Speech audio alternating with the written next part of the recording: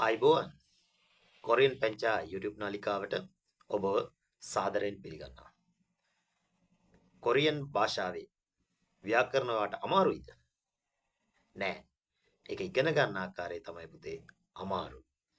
අපි එහෙමයි මේ වැඩසටහන ආරම්භ කරේ. අපි මුලින්ම දවසේ කතා කරා කොරියන් භාෂාවෙන් නාමපදයක් අගට යම් ස්ථානයක්, යම් පුද්ගලයෙක්, යම් දිශාවක් ගැන කතා කරනකොට ඒ නාමපදයේ අගට ඉම්නිදා දාලා කොහොමදයි වාක්‍ය සම්පූර්ණ කරන්න කියලා. ඒ වගේම අද දවසේ අපි බලාපොරොත්තු වෙනවා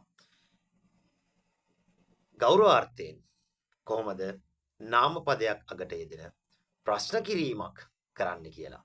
ඒ සඳහා යොදා ගන්න ලබන ව්‍යාකරණ කොටසට කියනවා පුතේ ඉම්නිකා.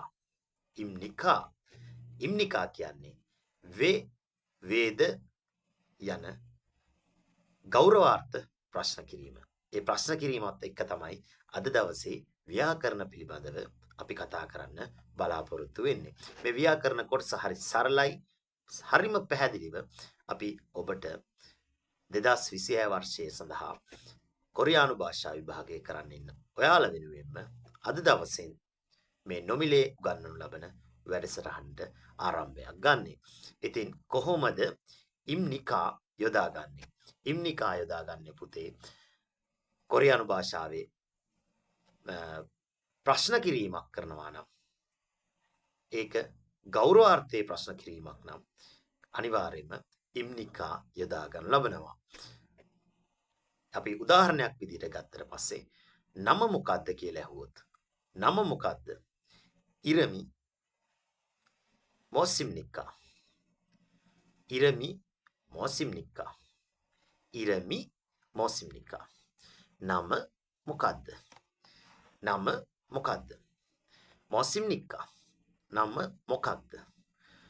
නම මොකක්ද? ඒක තමයි කොරියානු භාෂාවෙන් ප්‍රශ්න කිරීමක් ආකාරයට ඉම්නිකා යොදා ගන්න ආකාරය. මේ ගෞරවාර්ථය තමයි පුතේ යොදාගන්නේ. පැහැදිලිවම කියන්න ඕන ගෞරවාර්ථය තමයි යොදාගන්නේ. ඉතින් මේ ගෞරවාර්ථය යොදා ගන්න ඕනම අවස්ථාවක ඉම්නිකා කියලා තමයි වාක්‍ය අවසන් වෙන්නේ. ඒ ප්‍රශ්න කිරීමකට ලක්වුවොත් තමයි ඉම්නිකා කියලා අවසන් වෙන්නේ. ඒක පැහැදිලි ඇති කියලා මා තදින්ම විශ්වාස කරනවා. ඒක නිසා අපි ඉරමි මොසිම්නිකා නම මොකද්ද කියලා ඇහුවට පස්සේ අපි කතා කරපු පළවෙනි ව්‍යාකරණ කොටස දාලා තමයි අපි උත්තර දෙන්නේ. 저는 ලහිරු වසන්ත ඉම්නිදා. මම ලහිරු වසන්ත වෙනවා. මම ලහිරු වසන්ත වේ.